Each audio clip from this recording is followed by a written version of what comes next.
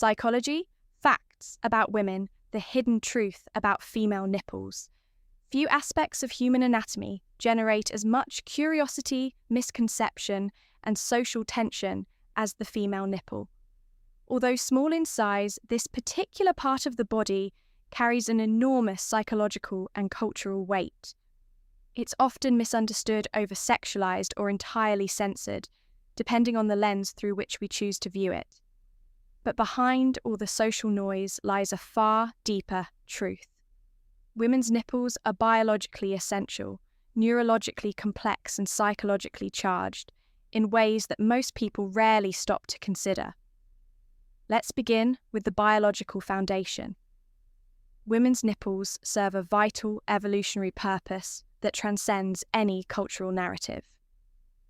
During pregnancy and following childbirth, the nipples become a critical conduit for sustaining life through breastfeeding. This act alone defines their biological importance, but nipples are far more than just feeding mechanisms. The skin surrounding them, known as the areola, is densely packed with nerve endings and smooth muscle tissue, making them highly sensitive to even the lightest touch or temperature change. They are responsive, reactive, and deeply connected to the hormonal and emotional rhythms of a woman's body. Now here's where it gets interesting. If nipples are present on both men and women, why does society view them so differently? This brings us to a concept in psychology known as sexual dimorphism and perception. The idea that the same trait is interpreted in radically different ways depending on the gender of the person it's attached to. A man's bare chest is casually accepted, seen at beaches on TV and even in advertisement. A woman's nipple, however, is met with censorship, disapproval, or even controversy. It's not the anatomy that's different. It's the meaning we've been taught to assign to it. This double standard isn't grounded in science or function. Instead, it's shaped by cultural conditioning. Across many societies, strict modesty. Norms have framed the female body as something inherently provocative or taboo, leading to the sexualization of even its most natural features. Yet, in other parts of the world, particularly in indigenous and tribal communities, breasts and nipples are treated with normalcy and acceptance. Psychology research shows that our emotional reaction to body parts is not innate. Its learned exposure plays a critical role. When we're consistently taught that something is forbidden or shameful, it becomes psychologically charged, even if it's biologically neutral. Consider this. In societies where women's breasts are openly accepted as a part of the body used for feeding comfort and everyday visibility, there's significantly less public discomfort surrounding them. But in cultures where the female chest is routinely hidden, blurred or banned, even the slightest glimpse of a nipple can feel scandalous. This isn't because there's something inherently shocking about it. The shock is a reflection of social programming, not natural instinct. And here's a scientific twist that might surprise you. Studies in neurology have revealed that nipple stimulation activates the same brain regions as genital stimulation. The somatosensory cortex, the area of the brain that processes touch, is lit up during nipple contact, just as it is during intimate contact with the genitals. For women, the nipples aren't just biologically responsive. They're neurologically hardwired into emotional and sexual pleasure. This explains why nipple stimulation can be both nurturing and arousing, depending on the context.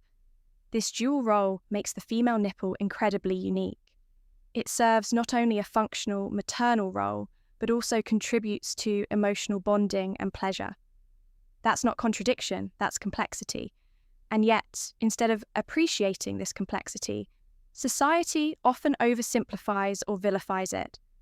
This leads to confusion, insecurity, and shame, especially among young women trying to understand their bodies in a world that sends mixed messages. It's also worth exploring how this confusion impacts mental health. Women who grow up in environments where their bodies are policed or sexualized without consent often struggle with body image issues, anxiety, and even disassociation from parts of their own anatomy. When a natural feature becomes a source of shame rather than acceptance, it disconnects individuals from their own sense of autonomy and comfort. Conversely, open conversations and positive education can lead to greater self-acceptance, empowerment, and healthier relationships, not just with others but with one's own self. What's truly remarkable is how society manages to sensationalize something that's not only biologically natural but essential. The discomfort isn't born from the nipple itself, it comes from the silence, the censorship, and the misunderstanding surrounding it.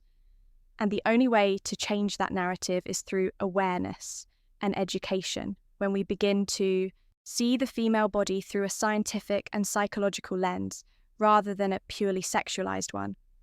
We open the door to healthier cultural norms and a more balanced sense of gender equality.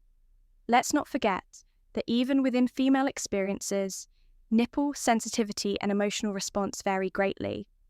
Some women report intense stimulation and pleasure from nipple contact, while others experience mild or no arousal. Hormonal changes during menstruation. Pregnancy or menopause can also heighten or dull this sensitivity. This range is natural and normal. The key is understanding one's own body without comparing it to unrealistic or external standards. Also, interestingly enough, the nipple has become a battleground in social and digital media spaces. Campaigns like Free the Nipple have emerged not to shock, but to challenge the idea that something so natural should be hidden, censored, or used as a metric for morality. These movements aim to deconstruct long-standing taboos and help redefine how society interprets female anatomy. The real issue isn't whether nipples should be shown or not. It's about who gets to decide and why that decision carries so much social weight.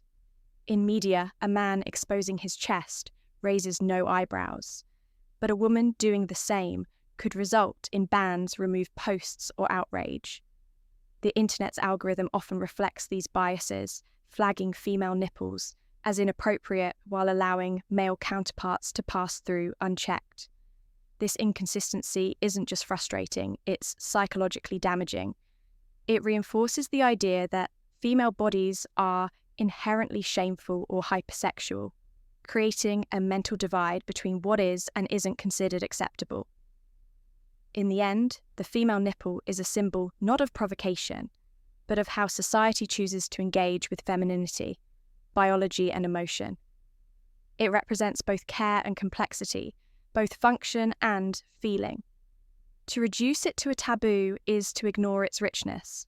To embrace it with understanding is to allow women greater ownership over their bodies and stories.